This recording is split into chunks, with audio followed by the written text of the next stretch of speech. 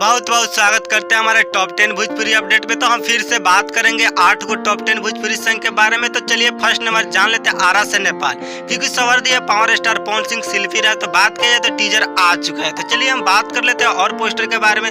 जून, क्योंकि सवर दिए खेसारी लाल यादव एंड नेहा पाठक काफी अच्छा काफी जबरदस्त सॉन्ग है। तो बात किया जाए तो टीजर आ चुका है। तो आप अभी तक टीजर को नहीं सुने तो जाकर सुन सकते। चलिए हम बात कर लेते हैं और पोस्टर के बारे में।